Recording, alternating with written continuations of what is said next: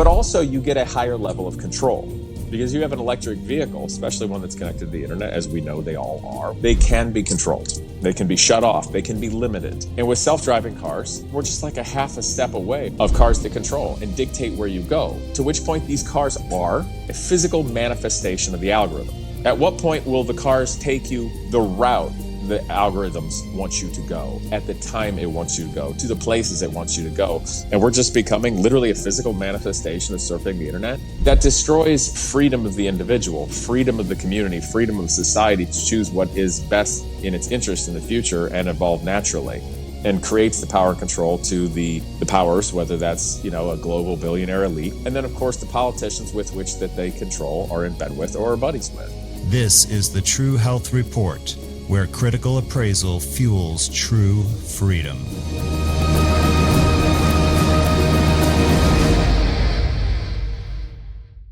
Hello, everyone, and welcome to the True Health Report.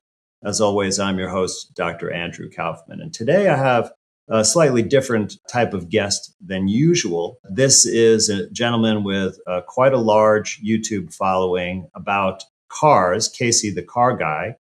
But he has changed his content in recent months and at risk to himself and facing censorship and such to talk about the truth. So this is always an interesting story, seeing someone go through this evolution. And there must be some important reasons why Casey came out of the shell and started talking about different content. So I wanted to bring him on to get the inside story and so that we could explore some of the issues that are going on in our society today. So Casey, welcome to the podcast. Yep, honored to be here. I am ready to go. So fire away. All right, fantastic. So I thought I'd like to start off just with a little bit of levity and see, knowing that you grew up in a working class family, on a golf course, learning the value of hard work and perhaps learning the perils of the banking system. How did you get interested in cars, and how far have you taken that outside of your YouTube existence?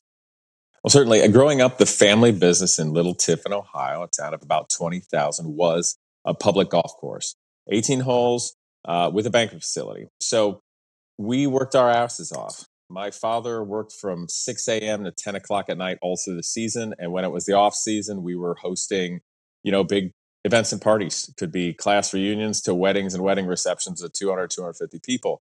Now, that wasn't just, hey, you show up at the golf course in your shorts and your polo shirt and tell people what to do. No. That was fixing diesel mowers, mowing, working the pro shop, wearing every hat you could possibly imagine, down to the strategy of running a business that deals with, hundreds of thousands of people over the course of the year. And obviously, being a young person, that's where you live, and you have to be social like that. But you see thousands of people and interact with them as a kid.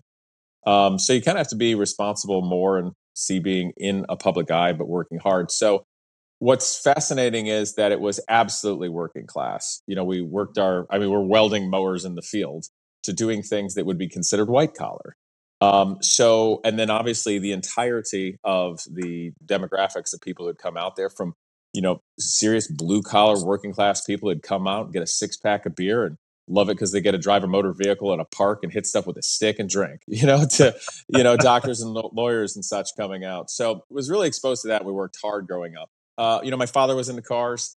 He had a 67 Corvette Roadster when I was a little kid that he sold. Always regretted that. Had a Model A, some British cars, a Morgan and Mini, things like that. Nothing crazy, just a solid car enthusiast. And, we worked on those things ourselves too. And I love slot cars and rail control cars, and some of the best family memories were taking a day trip because we could not afford to go on a vacation ever time-wise when you have a business like that. It's kind of like being a grass farmer, But we'd take day trips to Mid-Ohio Sports Car Course, the racetrack, and we'd really enjoy that. So my love for cars really came from that. And also just a little tangent of a side realization. So many things in life change. And in the United States of America, we're not really holding our culture dear. It's rare to have even like a community restaurant that stands the test of multi-generations, or even a family home. So much things always change or gone or in flux. So as you age, I'm middle-aged, 44 years old, you look back and go, what do we have? So many things are gone. But the beauty about cars and motorcycles are for instance, the little Porsche 944 behind me, it can always be 1985 and I can always listen to the songs and it can take you back. So even if you've lost all those great things in the past, or even maybe family's gone or something like that, cars really are our culture there. Did that, Yeah, I love forgive me, did the. I miss a question of yours? No, no, no. You got it. And I certainly love nostalgia, and I've definitely spent more than a couple of days at the track myself. In fact, there was a point when I strongly considered trying to break into professional race car coaching as a Oh, okay. career, coming from being a psychiatrist. Interesting. Yeah.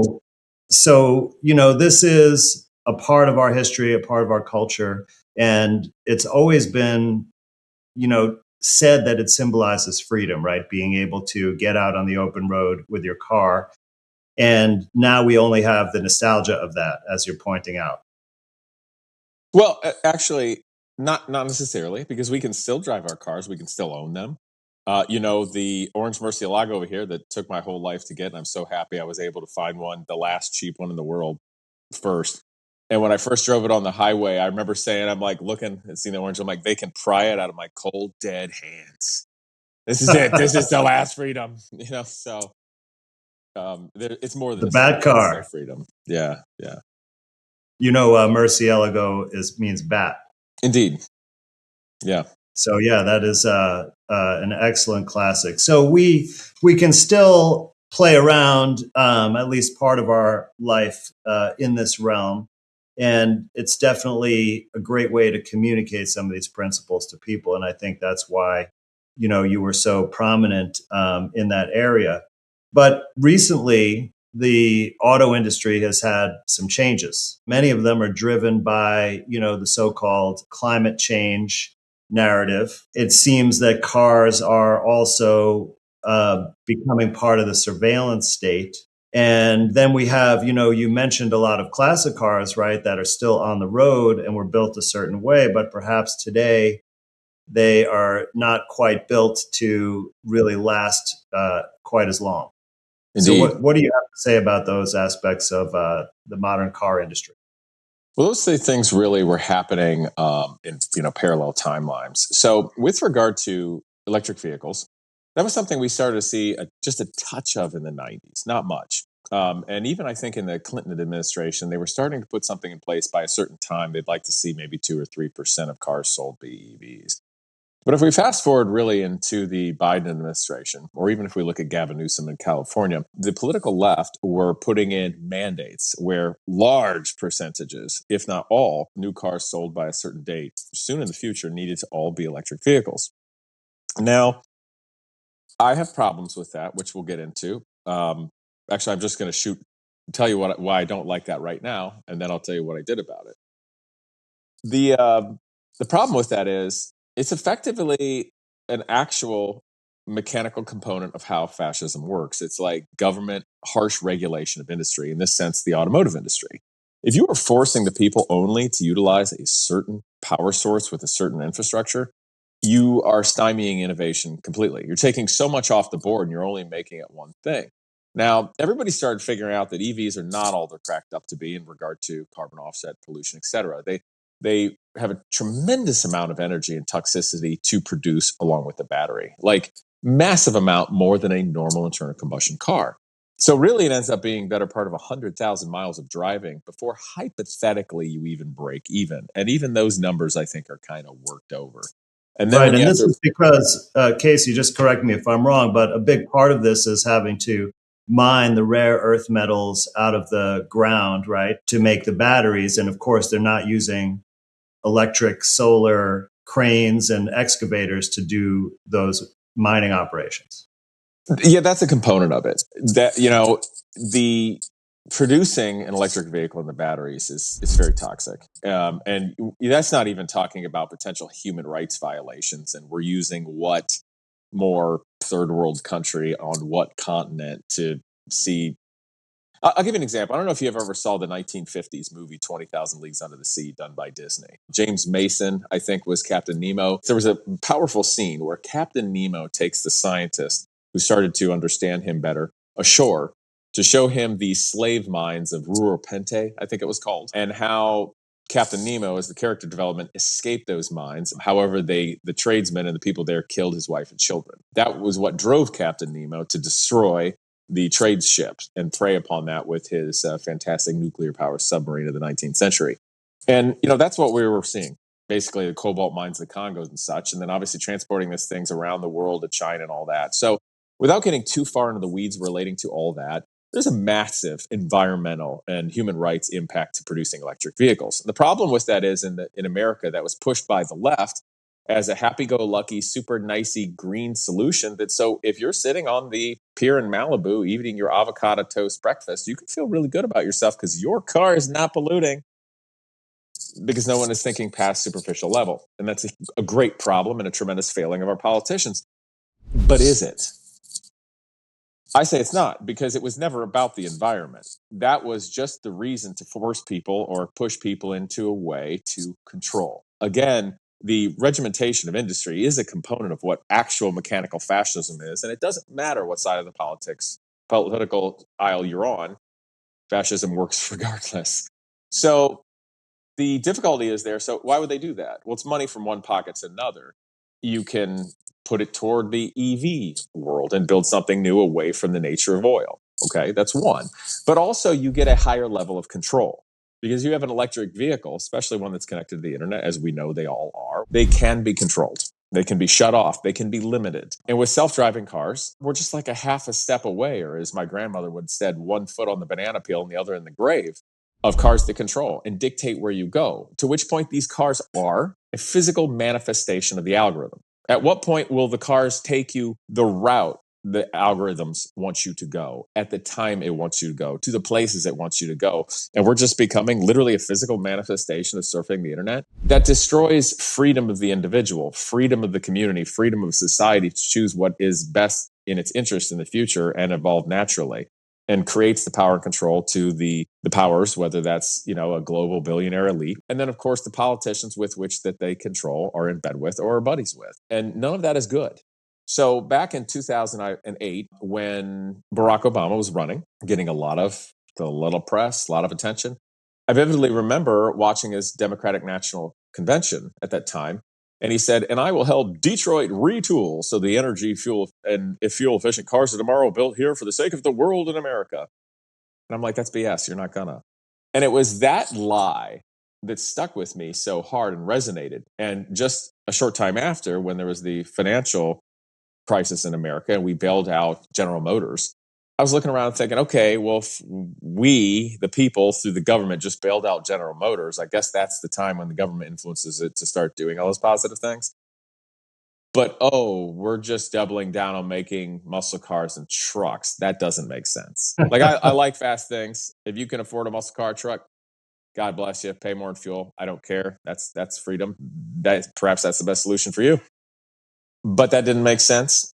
And just in my own, kind of like research and things I was doing and thinking of cars and building and engineering, it dawned on me that there's a myriad of ways that we can mass produce vehicles that would have a low carbon footprint, low environmental offset, that would be very affordable, simple, efficient. And then I need to just go ahead and do it and build something that would be an example of that. So I built what I called my Omega car. That is the 2-seat mid-engine car. It's diesel powered, non-hybrid. And I was aiming for something that could be mass produced for in the area of $20,000 and would just be highly efficient. Well, Casey, just having a mid-engine car for that price would be quite amazing. It's not actually that hard to do. It's just that typically mid-engine cars are for sports cars and they're niche and lower production volume and go after a different thing. But the other thing to point out is I can get numbers like that with other cars, whether they're four-door, front engine, etc. But in the circumstance of what I did, it was all form follows function. So I go, okay, I'm going to build a 2-seat vehicle because let's be honest, most of us just commute by ourselves. Okay, I don't need a 4-door car right now. Let's build something you can commute in. My goal was simple: over 100 miles a gallon, 0 to 60, sub 5 seconds. Honest 0 to 60, not a rollout. Because nobody really cares about something if it's super efficient, if it's slow and boring and not cool. Okay, nobody cares if it's ugly. So it needed to be good looking, it needed to be cool, it needed to be fast. And so that's what I said 10 years ago on video. And then last year was the Trump Kamala election year, and I go, I've got some things I need to say.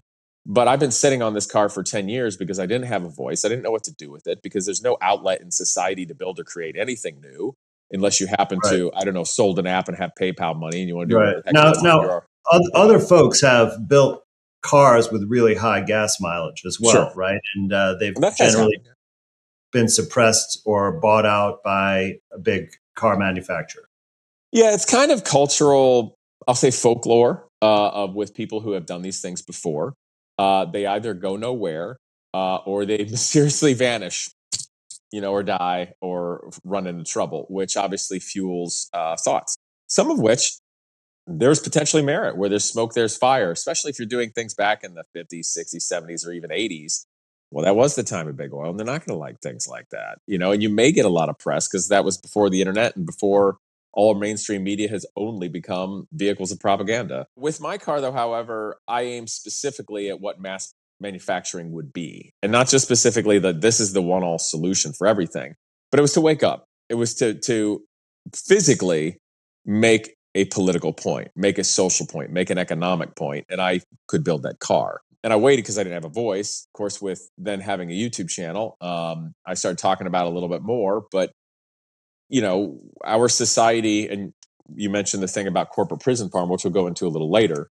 But if effectively we live in a country that is a physical manifestation of just going to a big box store, they're not going to like something that screws up all the products.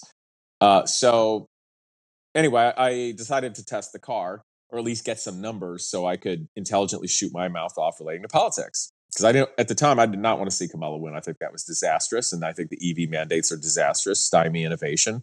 And Gavin Newsom is basically criminally idiotic and ruining California. So I tested it. So just the very first test, just driving through the countryside normally. I was in my parking lot, started it up, drove it a measured distance, stop signs, turns, etc. Drove it normally, came back. And before I left, I used a graduated filler to fill the aluminum fuel tank exactly precisely to a level in the neck, like precisely. And then when I came back, I would measure exactly what's in my jug and I would notate and see exactly what was used to that exact same point.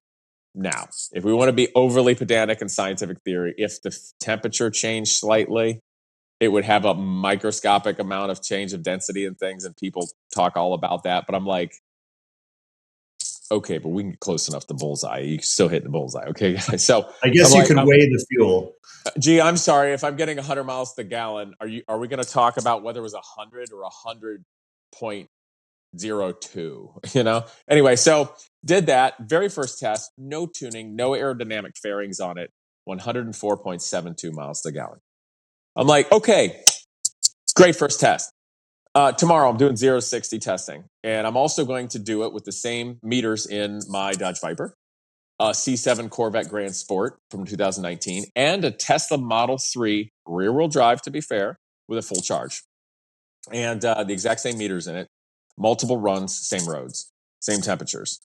Now, the Omega car of mine had like 12-year-old tires on it at this point, so they were already hard not hooking up. But the Dodge Viper came in at like 4.8 something from a dig, dead stop. My Omega car came at 4.61. The Corvette came in at also exactly at 4.61, and the Tesla came in at 4.60, and then progressively got slower as the charge wore down. So beat the Dodge Viper, exactly matched the Tesla and the Grand Sport Corvette. With the car getting over 100 miles a gallon on straight diesel alone, they could be mass produced for approximately $20,000. So the next day I thought about it, I'm like, I bet you the EPA's got some numbers on what the carbon offset is of burning 1 gallon of diesel. Simple unit, right? Great. Yeah. I bet you they got some numbers on the carbon offset of generating a kilowatt hour of electricity, national average, the United States, because we create electricity from nuclear, solar, wind, coal, hydro, et cetera, all that. So let's just go natural average. Let's not overthink this. And let's not even worry about losses in the American grid and everything like that. Let's just some basic So numbers. this is smart because you're using their numbers. Correct. Their Right. numbers in Right. We don't reality. know if they're actually accurate, but it's their numbers that they go Their by. numbers. Their numbers. So long story short, I got a video on it. So if you want to get, I don't have all the numbers in front of me, and forgive me, I I got to keep the kind of hard drive buffer a little Well, clear. I'm going to guess that you beat their standards. Yeah, my car on straight diesel has a lower carbon footprint per mile than an electric vehicle charged at home national average. And my car is cheaper to operate per mile than an EV, even if charged at home. And the United States has the infrastructure for diesel because there's pumps everywhere. We are already doing that. So Because of the our point, trunking system. indeed, and the point is simple here. And maybe we'll hint upon this relating to my political crash out videos. The world is not about left or right. Most of the left-right divide in America is purposefully manufactured to keep us divided and in a place, period. And so my point with the car is simple. This has nothing to do with a war between, petroleum and electric vehicles. This has nothing to do with BS between Republicans and Democrats. It's got nothing to do with Elon versus, I don't know, Bob Lutz. This has everything to do with what works for people, what works for the nation, what's good for the environment, what's good for me, what's good for you. That's it. Building excellent products. That's what I did. And I think it proved that point because I can utilize the same engineering and design philosophies, same material direction, same mass production techniques, building a four-door commuter vehicle, a light truck, even getting into heavy trucks. This is basic sound good design and engineering and not being beholden to conventional foolery. And yes, you can in fact build cars of this nature that meet regulations. And there are dumb regulations out there also that need to be changed. So the point is simple. We can do better. And I'm done with all this political rhetoric, EV mandate, left, right, BS. It's time for us all to do better. Well, I completely agree. And I don't think there are too many people who would not want a car that performs well and will cost them, a tenth at the gas pump that a Dodge Viper costs. And, of course, and I wonder when are you going to take this around the Nürburgring and set a time? But I don't know how great it would be there because I did, the Nürburgring times are fun, but the Nürburgring is not the real world, and race cars don't actually make the greatest cars in the world. That's true, of course, and you definitely would have to put newer tires on it for that. But happy to do so. It could draw a lot of attention to the project, and that's really the what I was thinking. Not that you would set a record time. Well, and that's good thinking. Just in short, I have planned to the next time I test the car again, aerodynamic fairings on it, a touch of tuning, just a little more effort, new tires. And I frankly think I'll end up cracking 128 miles to the gallon, which would be 1 ounce per mile mark. It's kind of cool. Wow. It's like, a shot glass, see how far we go with that. And also with new tires and perhaps just changing that a little, I'll smoke the Tesla off the line. I bet you I'll drop 0.2 to a half a second. And honestly, if I really nail the tires right, I probably would be sub 4 seconds 0 to 60 because I was spinning the tires a lot. So this car, just to get a little more detail about it. Now, obviously, you didn't independently engineer a brand new diesel motor. Correct. So you're essentially using repurposed or off-the-shelf components to get this type of performance, right? The first statement is correct. The second state started to be correct and then went in the weeds. So fair to think that, but let me reiterate. So the engine is in fact from Volkswagen Manufacturing Group. It is an ALH derivative 1.9 liter turbo diesel that was especially used in the early 2000s, but pre-diesel. Right, that was on the Jettas back then, right? And Beetles and other things. Yeah, exactly. Mm-hmm. The reason I use that is because that was the most reasonably available engine in the United States that had a good blend between power and efficiency. That's why I utilize that. As an example, that drivetrain, when I first utilized it, it's still to this day, it already has like 132,000 miles on it. So it's no spring chicken. And then from there, it's just doing some things to it with regard to boost, flow, CATs, emissions, relating to make it as efficient as possible. And that's just it.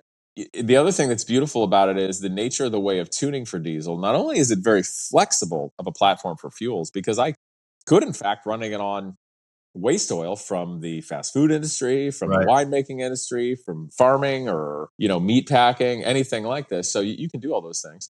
But you can make it so it's very efficient in cruising, but also can make big power when it's time to go, baby, go, which is cool. And the other truth of the matter is, too, like, nobody really needs a car that does 0 to 60 in 4.5 seconds. So, okay, let's make a car that does 0 to 60 in 6.5 or 7 seconds. I'll probably have a 200 plus mile a gallon car at that point.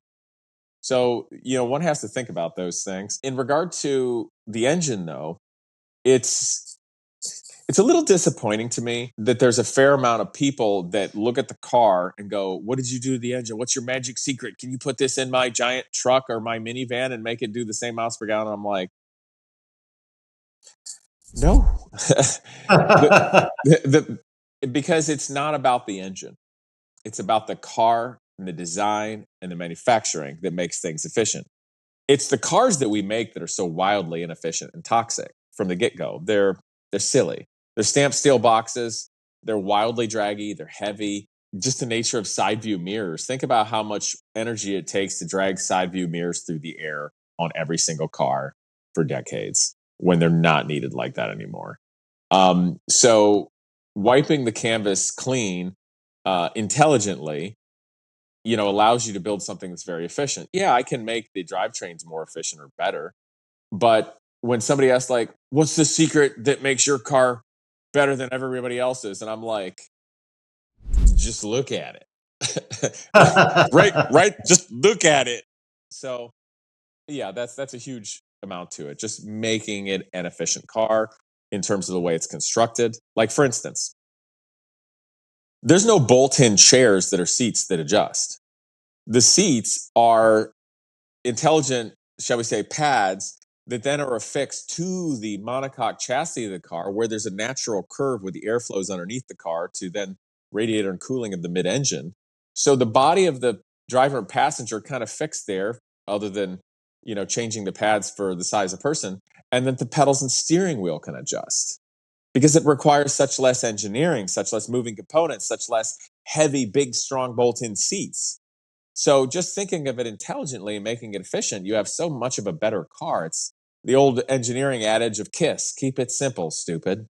And even down to the stereo system, because of the nature of the way the monocoque chassis, because in some ways the body is, in fact, the structure of the chassis, I can engineer it with the natural channels and cavities that exist in the car to use much smaller speakers that turn it into effectively like what Bose does with their cars. So it's almost like with tiny speakers, you end up like actually being inside a Bose stereo with looking at how you reflect, the acoustic waves off the nature of the way the windshield curves. I mean, everything about the vehicle is just efficient. So it sounds awfully sophisticated for a kind of amateur pursuit like this. So I think you're making a point that we kind of have natural abilities to innovate like this if yes. we're not encumbered by the systems. Yes, and I wouldn't even just say the systems, the nature of regulations in our modern society. I would say a lot of these systems are within the society. If you look at our educational systems and how they go back to, I think, the Prussian model, and maybe it was Carnegie initially that pushed that in the United States in the early 20th century to have good factory workers. We really just beat out all the creativity and independent thinking of our young people at early ages. And then even if you look at engineering as an undergraduate, because I have been doing a nonprofit for over a decade now, helping the best young engineers build professional level racing cars and airplanes and getting them amazing jobs. So like I've got some time in the field and data points. So the point is, in the educational system in America, these brilliant young people that maybe have some ideas, oftentimes what happens is big corporations fund projects at universities to where you have a teaching aided professor that's their project and they're kind of funded and they're making the money at it. But then what's happening is it effectively ends up being like an idea, inspiration, and intelligence sap of the young people before they ever have the opportunity to go out in the real world, create their own business or hypothetical patent or an invention, make any money, or even start paying off their debt. So not only is the American educational system putting all the kids in debt into loans they can't default on, sometimes with majors in the case of fine art that have actual no jobs, to where those people will just become indentured servants to the system forever and political radicals. But in the case of engineers, they'll be in debt before they even get out. And now effectively corporations indirectly through the university are sapping their best ideas at it before they can ever do anything with it themselves. Uh, no, don't like that. No, you're absolutely right. And I can even give a personal account of that because a while ago I had this idea for a technology. It was a medical device. And I was on faculty at a medical school at the time. And one thing is that they claimed ownership of my idea because I worked for them at the time. Mm. Now they were supportive because they saw an opportunity to make money, and I mean I would get a cut, okay, but I wouldn't get ownership of my own idea.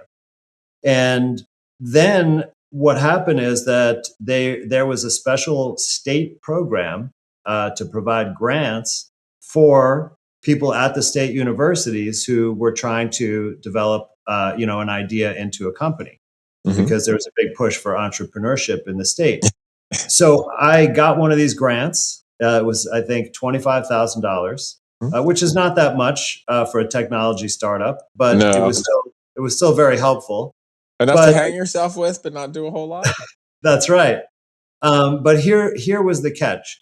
So it was awarded to me late in the year, like in November, I believe, and so I didn't spend it all within that calendar year. And then I found out that even though the state gave it to me, it was taxable as state income unless I spent it in Oh the same calendar no. year. So I had to give back like 40% of it, basically. So the state is trying to support new businesses, but then they're not really doing a very good job taking most of the money back. Yeah, and they don't even tell you that before you get it. No, they didn't. I just assumed how could it be taxable if it comes from the state who's the tax entity and they want to, encourage new businesses. But of Well, at course, least they didn't like charge you, put you in jail or something. Yeah. no. Well, I had an accountant, so he's the one who told me about this, and then I paid the bill. But it, of course, left me in a position that was very difficult Yes, to of keep course. going. And I did in fact run out of money. And about 2 years after I ran out of money, the patent got granted for for the intellectual property. So I would have been able to get a lot more money if the government didn't take 2.5 years to grant the patent. Yeah, yeah. I hate to speak in generalities or absolutes, but there's really nothing that exists from the government or even fostering an environment for new innovation or worthwhile things. From what I have experienced, both by doing Genius Garage with the best engineering students in the country for the last 11 years and helping them get jobs, as well as doing the Omega Car and other things. So, that those realizations plus a few others in the last few years are what have driven my new channel shift to my own risk. Well, I believe that what you're saying is true about the government, and I've definitely said that many times before. What was going on with you, personally that led to these realizations, or how did this manifest for you at the beginning? With regard to my channel shift and when I came out and go, okay, that's it. Yeah, yeah. I mean, what had you been already thinking that way and just could no longer keep silent, or had you There, just begun waking up to those truths? sure. Observations throughout life, annoyances, things that build up. Um, and then your life's work, things that matter that need to go somewhere that can't or don't. Also being poked with the stick of just horrific human beings and institutions and everything throughout your life. Makes you a little tougher and more callous. But really, the catalyst was the last 1 year. We had, of course, we were leading up to the Trump Kamala election. Um, and let's just say I have been seeing way too many absurdities politically, socially in America being pushed over the last 5 years. That was really starting to bother me. So I would say maybe 3, 4 years ago, I actually started setting out going like, I can't stand where culture's going anymore. I have to do something about it. but how do I apply myself in a meaningful way to go somewhere? And that led to a number of things, considering like more of being a talking head. How do I use my experience that could be of value to places? I found myself in Washington bumping into people. Next thing you know, people are like, you really should run for Congress. Gave serious consideration to that for a number of months, didn't come to be, which I can go into because that's always some fun stories. But I could not shake the interpersonal need, I guess, at this time in my life, that culture is going the wrong way, and I can't shake it. And so last year, of course, I tested the Omega car and spoke at my own risk, basically like why I think we should vote for Trump at the time, and why I think that's important from my experiences. I had also been doing the Genius Garage nonprofit for over 10 years. I've got a Lifetime Achievement Award in education from the first Trump administration. I ended up getting one from the Biden administration again because I have that many hours sunk into this. That's like that's how many thousands of hours I'm putting into this thing, not getting paid, because it matters. And I have flipped over every stone you can imagine. I have been kicked in the metaphorical balls more time than I'd like to say, and I've really worked hard to my own detriment to make that be something. And you just see there's no more stones left to turn over eventually.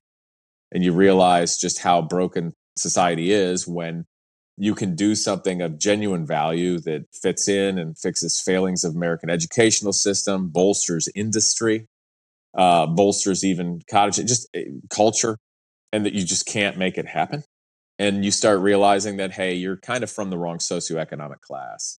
Maybe this would work if you were in a different position. But at the same time, too, in the course of killing yourself to do a nonprofit and actually help others to no gain to yourself over a decade, but then watching people of different socioeconomic classes just manipulate and leverage 501c3s and 4s for their own personal gain.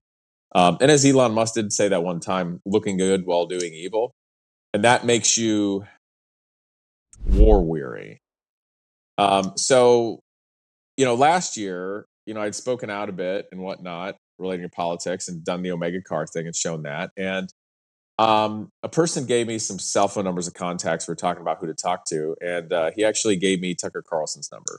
And I'm like, what am I going to do with this? Like, great. But, it gave me that as well as his producer. And one day I'm thinking, should I just text his producer? No, I'm like, you know what? He's a guy. I'm just going to cold text him. Why not?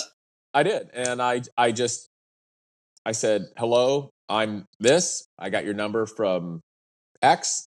I respect you and your privacy. If I don't get a response or I'm asked to, I will delete it. I'm writing you because, I respect you. Here's a couple things I've done. I'm looking to have a larger voice because I think culture needs it. I think we're at that time in life. A little bit more about what I've done. And just saying, I respect you and your work. If ever you see somewhere out there you think I may be resonant or have any thoughts, I'm all ears. Best regards, Casey. I sent some pictures just so that I'm a real guy. And he actually got back to me the next day. And he was probably actually sitting around waiting to do the Madison Square Garden rally that day because it was a few hours before. Super nice, real person, obviously, regular guy, was starting to already look at my YouTube videos. And he's like, we should do a show on efficient diesel. And I got, connect me with his producer. And it's funny because I got bumped twice with scheduling. The first one is because he went and interviewed the Russian foreign minister. I'm like, okay, if you must. And then the next time was Tom Homan, who was in charge of, I think, border relations and ICE. I'm like, okay, if you must. And so we did do the show, and that was very nice. But that was a big catalyst, too. Not in the sense of like, hey, I think I want to be like Tucker or somebody, even though I totally respect what he's doing. Even with the flack he's taking, he seems to be the only person on earth that's willing to interview people that no one else will. And you got to give him props for that, I think, regardless of who you are. But anyway, in doing the video with it, tremendous views. In fact, on the Tucker Carlson Network on YouTube, I now have his most viewed video of all time from that. Like it quickly went up above. And then one of my shorts on the Tucker Carlson channel is now third most viewed video of all time on there, behind Putin and finding oil on a moon. But you beat the two guests that you were bumped for.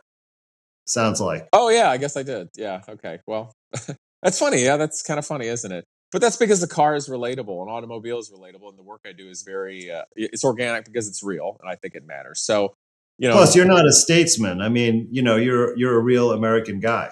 I'm an actual human being. Like, my cars are in here because I'm working on them. I build my own stuff. I fix my own house. My family's always been like that. And I got a lot of military in the family going all the way back to 1800s, and still the bugle from my great great grandfather in the cavalry. And I say that because these are the people who raised me. We work with our hands. We care with our heart, and we think with our heads, and we do stuff if it needs to be done. So maybe that came out a little bit. But with regard to the Tucker interview, I was barraged by communication for 3 weeks. I could barely hold my head above water. And there were some nice things in there. There was some noise. There were a lot of well wishers. And there were some people coming to me that appeared to be investor types. But what I found is every single one of the investor types appear to only be scouts, or people looking to see, what does he have that we can leverage quickly and easily? Right. Or what can we take? Or how can we leverage him? And it appears to me that when they find out, whoa, this guy's just a good engineer and builder, we can't just steal or leverage that. And they would just vanish, or they just wanted information and vanish. I'll be honest, that pissed me off. um, it just, that pisses me off. I think it's probably to your advantage, though, because I think that those people were looking to exploit. Of course. And maybe it's just because of upbringing. Maybe it's because of all the experiences I've had, and that I've come to an age of enough of experience that I know the appropriate time to tell somebody GFY. I do that rarely, but cutting through the BS, to realize that. But you start to then realize, like, how broken is society? Nothing. We're getting like 10 plus million views on something. Everybody sees it. Everybody sees it in politics. And I, a conservative that told everybody at my own risk to vote for Trump because here's the reasons. And I built this car that destroys the leftist narrative on EVs and everything. Nothing. No, nobody, not even like a attaboy, or there's nothing here. There's not a grant. There's nothing even for the nonprofit I'm doing. Like, nothing. That I remembered that. And so, the other thing is just watching the goings on of the world and politics and what was said and what's done. As I've always said with students, watching the chess piece, the chess match unfold, looking at the strategy and going, wait a minute. You said this, but you're moving the chess pieces this way. Right. Don't like that. And so I think the so-called, as the kids say, the crash out videos for me came when I realized there's no way forward. We're controlled by a certain amount of billionaires, politicians that don't remotely have our best interest in mind, and the few that maybe don't have enough power to do anything about it. There's no accountability for the government from the people of the U.S. There's nothing new happening of value for education when there's so many simple fixes, and even ones that can just create a roadblock for the institutions that are screwing it all up to allow people to not get ruined. There's just so many genuinely easy and worthwhile ways forward. And there's not even no support, but there's no allotment for it, no recognition of it. Right. So it's coming to realize that all the amazing things you've done your life over, your work, to even get this tiniest shred of doing something good, there's nothing for. There's no place in society. None. So unless some magic rich guy is going to like you and just give money for funsies, there's nothing there unless you support it yourself. And then, I'm building a little watch company where I get high-end parts from Switzerland and build it here in the States, and people like it. It's going well. But I realized, okay, well, I guess I can support my Genius Garage nonprofit on my own with my own business because I care. And the car's cool, but it's all political value. And I realized there's nowhere to go for that. And I suddenly realized it's like, if we're all in the rat race, right? But when you realize we're in a cage and here's the walls and there's nowhere left to go, I can't be happy here anymore. And I'm going to chew out, or I'm going to crash out.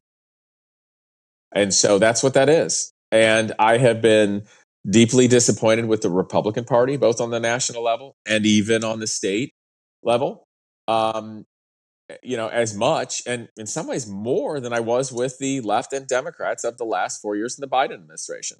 And that's also the moment when I go, okay, we're not doing anything we all said we're going to do. I'm done with both parties right now. This is who I am and where I'm at, and I'm only going to be thinking of what is in the best interest of everybody from here forward. And I'm going to call everybody out because nothing's sacred to any of you. You didn't keep up any of your promises, and you deserve to get lit up on both sides. So I have come into a point of calling a spade a spade. And if anybody wants to take me down, if you want to cancel me, you want to threaten my life, you want to come and get me, do it. Do it. I don't care anymore because there's nowhere forward anymore for Americans. There's no way forward for anywhere we're doing. There's nowhere forward for education. I've done everything right. There's nothing to do. So guess what? I can either flee. But I ask you, where on planet Earth can we go anymore to do it? Europe's basically fallen. The UK's an abysmal disaster. My God, they're imprisoning more people for wrong speak laws on social media than they would in Russia or North Korea. My God. Germany, just the conservative party that isn't even crazy. Germany's been psyop for so long with that. All of a sudden, before their election, the AfD conservative party, there's something like 6 to 10 politicians that mysteriously, instantaneously, suddenly died right before the election. My God. So the West is falling. Where is there to go to build anything or do a new tomorrow? And you just look around and go, there's no choice but to fight or give up. And I don't have the ability to give up. Well, Casey, I love your spirit and your approach to this. And, I've definitely said a lot of these ideas myself. And it sounds like even since you kind of reached some of this realization, right, things are still unfolding for you in terms of how deep this manipulation goes. So all of the politicians who you called corrupt and the billionaires who are influencing in ways for their own benefit at the expense, of us regular people.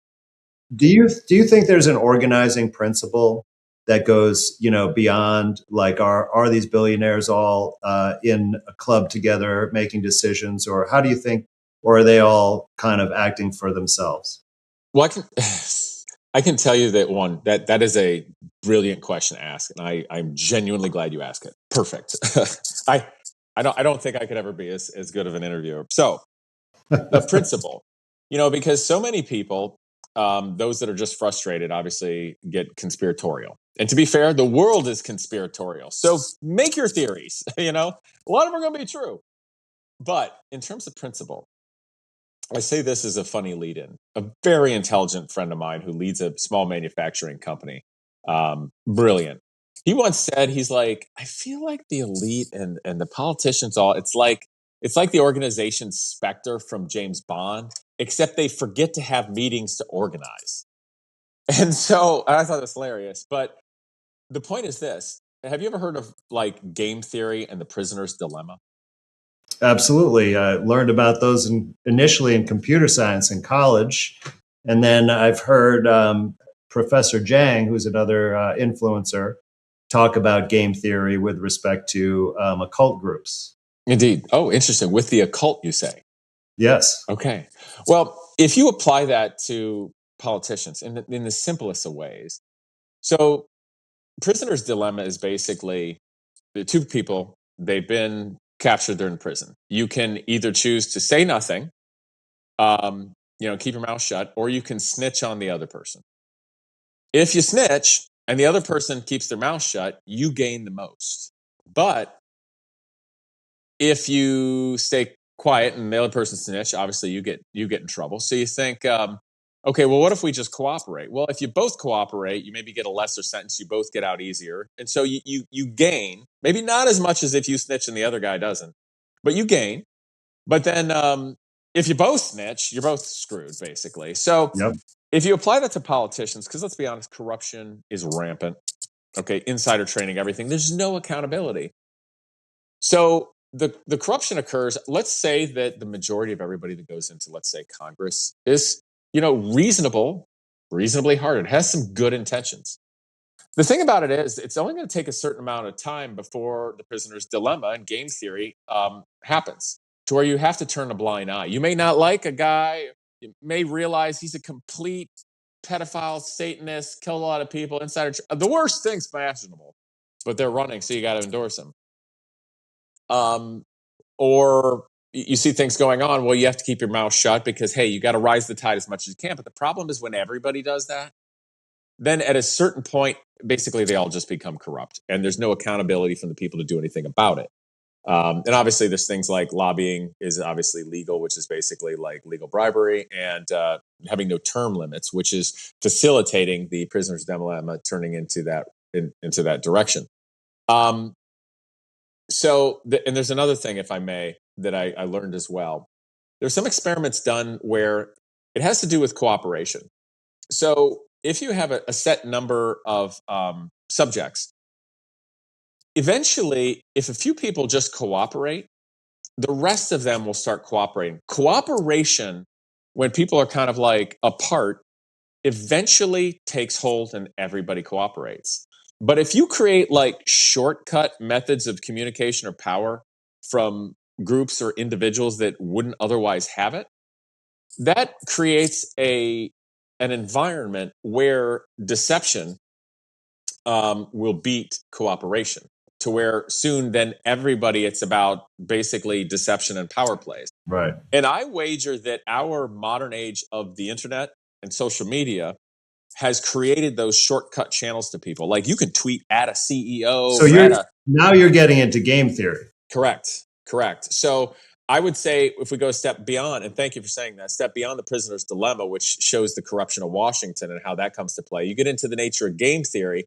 That's how the nature of social media, the internet, even AI is creating all those shortcuts and instantaneously destroys the likelihood of cooperation to happen, to where then deception and eating the other happens. So what I see is that we're at a time in American society where people are not creating something new and cooperating. One of my biggest complaints at the public at large is I can never find anybody to do anything together with. Everybody's just separate. And that is a way to keep society at a certain level and down if you want to rule and have power. So I see that happening.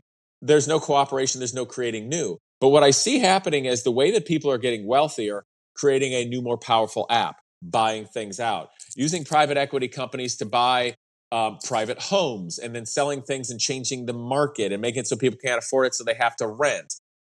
Creating pump and dump or rug pull schemes with everything from cryptocurrency to big pharma, as in the case that Vivek Ramaswamy I criticize hugely upon. So you look at it and you realize society now is about stealing wealth from somewhere else, and nobody's creating anything new or building anything of value for the future, which is what my entire life has been about. Because all of the financial, strategies that you mentioned, or business strategies, are essentially one or another version of a Ponzi scheme, right? They don't actually contribute anything to society. They're just a way to siphon money off of various consumer parties. Correct. And so what I think happens in the case of me, as an example, and I'm not saying that I thought this like this was natural. When you look back at the entirety of a lifespan, let me think back about the golf course of being a kid, working the golf course before the internet, 1980s, watching everybody, going up to the 2008 financial crisis. Well, that time really hurt small towns hard. And even watching manufacturing leaving the United States and the strong blue collar manufacturing, even in a small town in the 80s and 90s leaving, that hurts. That hurts the town, that hurts the community, that hurts people, that hurts homes. Then you look at the financial thing where suddenly now no one's lending because Washington, a politician, screwed it up and gave people loans they shouldn't have. And that's kind of oversimplifying, but 2008, 2009. Well, to no fault of my father with the golf course, I will criticize the baby boomers slightly. They were never good at succession planning in America. They build businesses, but don't really pass it on to their kids or instill that. And so now there's zillions of businesses either failing or going up for sale because, respectfully, that generation was terrible with ever considering succession planning. My father was no different. But anyway, when he wanted to sell, it was post 2008, 2009. Well, there's no lending. No one's lending for a golf course. Even though this is a business that existed since the 60s, cash flowing positive, being an asset to the community and the culture and everything, you should be able to get a loan, but there were none. So suddenly now, basically all your buyers are vanishing. So it ended up being sold at a song. to where he came out with almost nothing. And then the person buying it kind of had no business buying it, ran it into the ground over the next few years. And then I came to find out, which really hurts my heart, to be honest, and soul, is that it was parceled off and sold as land. And if I looked at satellite, it's all been plowed under. All the land, all the environment, all the animals, all the honeybees, all the people, all the memories, that beautiful asset for an entire community, plowed under. All the fish in the pond, all the tree, everything gone. And the thing I learned about watching manufacturing go in Tiffin, Ohio, to lending happening like that and destroying the golf course and all, these have tangible effects on a community, on a people. Because I can tell you this, people in America have never changed. They all want a family, they want a community, they want a future, they want to work, they want to be able to put a roof over their heads, but it's Washington. That's what's destroying everybody's ability to have that. And so when I look at that, all of the unbelievable constructive work that I have killed myself to do, from fixing the educational model, working with my own two hands to better people's lives, and getting awards from the presidents that don't help you keep the lights on, to cars you can get millions of views on Tucker Carlson and beat out everybody except for Putin and like one moon around Saturn or something having oil and views. And yet there's nothing for it. And we're just looking at politicians like in Ohio. Now we're having Vivek Ramaswamy stuck in here, a guy that basically first got wealthy from a pharma rug pull scheme and had his college scholarship paid for by George Soros. Played around at president, then backs Trump. Then he's in Doge. Then he's not. Now he's running for Ohio governor so he can facilitate more data centers coming in with tax abatements for 15 years that don't help a community, adds nothing to a community, and it makes all the people subsidize the price of the electricity through skyrocketing prices while destroying our land and water. Hey, I'm being a very, very good boy right now and not jumping to Second Amendment ideas and thinking it's time to talk. I don't consider it a risk because everything's being destroyed. And selfishly, I want a future for myself because I got things I'd like to do. But I'd also like it for my family. And I want to now beat all of the things that's destroyed American culture and society the last two generations, because also I've watched things happen and seen both in my own life as well as knowing people of different generations of how any passing down cultural heritage, the nuclear family, the ability to build wealth, any of this has been destroyed over the last 50, 80, 100 years. And at least now it's to realize what's happened and hopefully fight back enough to, squelch the tide to have something for all of us. And that's where we are. And that's also why I think that the interpersonal frustration, anger, discord, discontentment is boiling over in America. And I'll tell you that because the so-called political videos I've done in the last 4 months, the majority of mine have expletives in it that would make an engine builder or a welder be like, yeah, get him. And that's funny and a little silly. And I would hate for some of the older people in my life to watch them. But it says something. Had I presented things like that, doesn't matter how intelligent and spot on they are, had I presented things like that in the past, if you do anything other than flawlessly hit your bullseye, and even then, you're going to get such tremendous backlash. It's going to be horrible.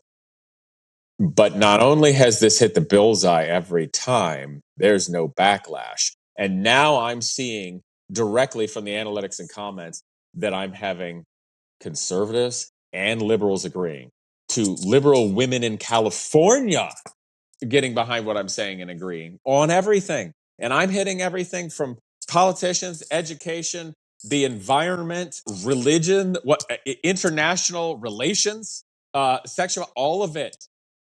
Because I think America's done. The jig is up.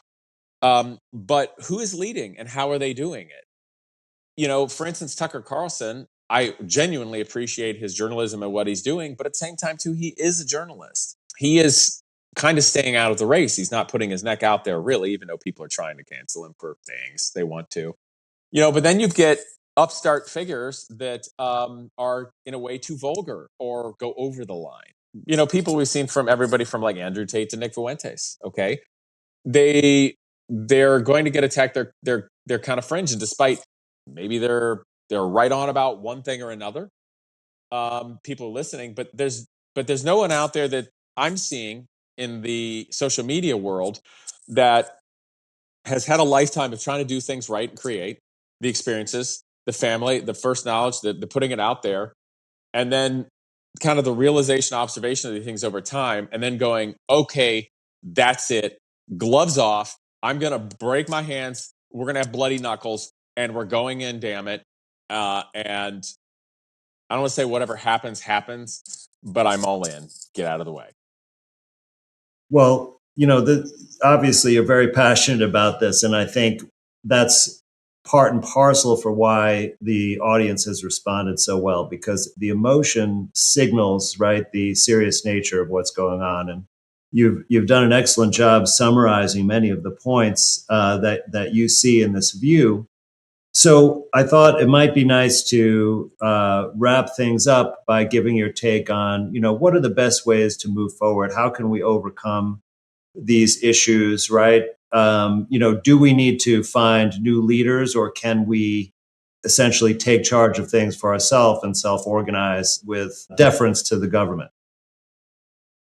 Fantastic question again.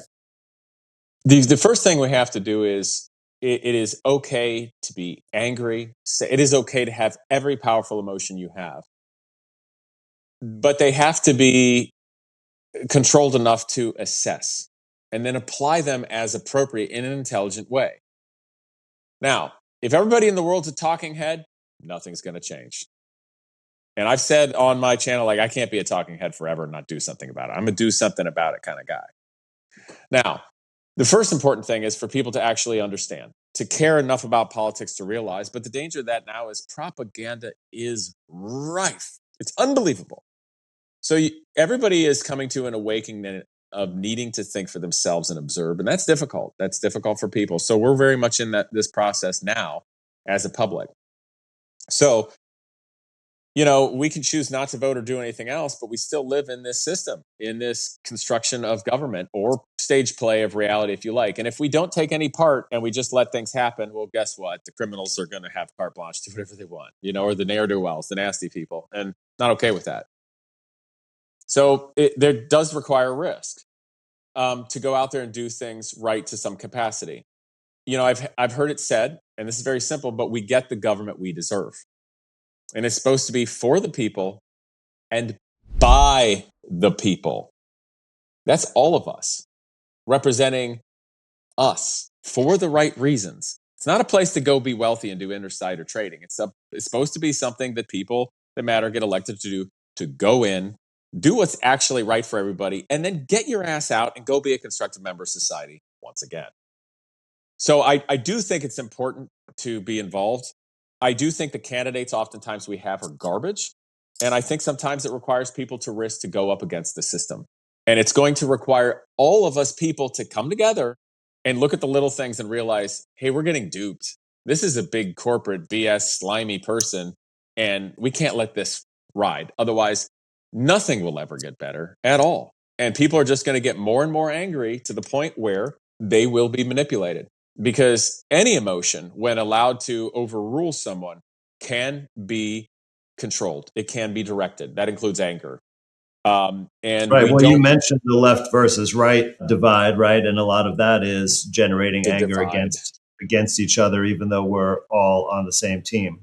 Correct. What do you think are some things that, aside from obviously becoming more aware and getting more information so that you can not be vulnerable to the manipulation, are there any things that you think individuals can do right now to realize a freer reality? I think the first one is to just remember this point. There is no left or right. So many people now are saying it's it's two cheeks of the same ass, or it's, both wings of the same bird. Okay, but let's look at it exactly the same way, but from the other side. That means there's no actual divide in America, and there is no left or right. There's only what's good for everybody. There's what's being reasonable. There's this genuinely coming together. If we looked at what's happened, and even just like, say, the last, 8 years, what was the order? Oh, black versus white. Let's try to destroy the fabric of America there after the George Floyd thing and push the BLM. Oh, well, that doesn't have its play anymore. Let's rainbow community and trans people, Yeah. which was not actually a thing. It's manufactured. It's pushed. And if you look at black people in the case of that and all that propaganda and pushing and radicalization, to trans people in the rainbow community, maybe Latinos and Mexicans as it comes to they're tried for a short term with this illegal migration, and now anti-Semitism because people don't like what they see happening with the government of Israel and, of course, their actions. It's just a simple realization that this is being used to advantage, and we need to look back and not have the memory of a goldfish to go, hey, but not only is nobody caring about those things now, um, but that actually harms those communities. I think that the black population in the United States is worse off from everything that happened around BLM and George Floyd and the political radicalization that's happened. I don't think that helped them. I don't think as I say it in a nice way, the rainbow community, trans people, LGBTQ plus, I don't think they're better off for what happened because of all the radicalization and the pushing that has happened. And then been used politically between right to left. I don't think Mexican people or anybody immigrating legally are better off because of what we've done there. And I don't think Jewish people of the United States and world are better off for this anti-Semitism that is propaganda that is being pushed aggressively for political gains. It's sad. It's wrong. It's not American. I don't think it reflects all of us as a whole. And I'm just not going to put up with it anymore. And I think that's maybe the first best step for everybody to realize we genuinely have a lot more than we have in common than we do apart. And when we're being divided and this radicalization is happening, it's because someone is paying for it to use it for power. And the best way for them to have no power is to realize someone is paying for it to ruin us. So let's just tell them to go screw themselves. Well, this is really excellent because, simply by becoming aware of this, it can totally diffuse the situation. And if we look at all these issues rationally that, they're attempting to divide us on, I think we really all probably agree about the nature of what is right and what's wrong in that respect. Yeah. So, Casey, I want to, let the audience know out there, if people do want to support your 100-mile-an-hour, mile to the gallon vehicle, or if people want to get involved with your charity, how can they find out more about those things and get in touch with you? Well, a simple Google search of my name, Casey Putsch, spelled the German way, Putsch, is easy to find, or the Omega Car, or Genius Garage. It's very easy to find those things. Obviously, the charity, the 501c3 is a public educational charity. That's Genius Garage. It's its own entity. Obviously, I'm a figure for it because I founded it and created it and mentor there. But if you'd like to support that, you can go to the website and check it out. It will be updated soon. You can reach out to us on email if you have a more important thing. If you want to just drop a little donation, the smallest thing is more helpful than for students. You can even do that on the website. If you're interested in the Omega Car and what that is, feel free to drop me an email. I will gear up to do some things with that in the future on my channel, which can even include small sponsorships from the people to do something that we together can do more push to do that. Because even though I have a house over my head and some fun cars to play with, I'm still a guy that has to work to live. So we do have to do these things together. And then, forgive me, I think I missed one of your other questions, but you're more than welcome to subscribe to my channel. I do have a plan. It'll probably get more spicy than less soon. And as it does, it's going to require all of us coming together and listening and thinking, maybe even calling me out if I'm off base, because that's what I want. But I'm going to cooperate instead of tear down. And for the ones that want to tear me down, get ready for a fight. All right.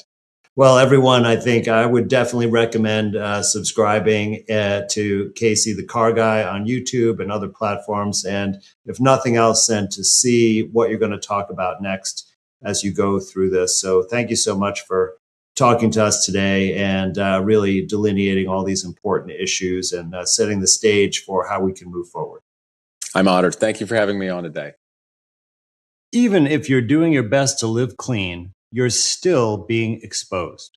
From off-gassing furniture and plastics in your food to synthetic fibers, personal care products, and even medical imaging procedures, especially fat-soluble chemicals. These toxins don't respond to your average detox. They settle deep in your tissues, and you need the right tools to clear them out.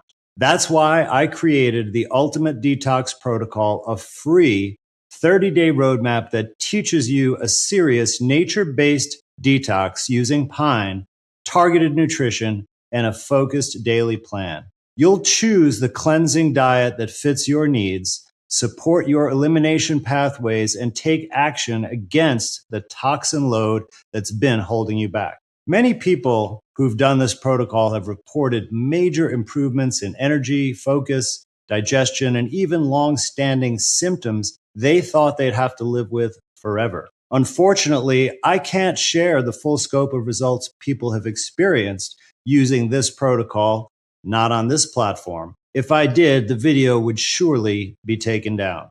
But trust me, it is incredibly powerful. Download it for free at the link in the show notes. Your health is your responsibility, and this is the best place to start. Thanks for listening, and I'll see you in the next True Health Report.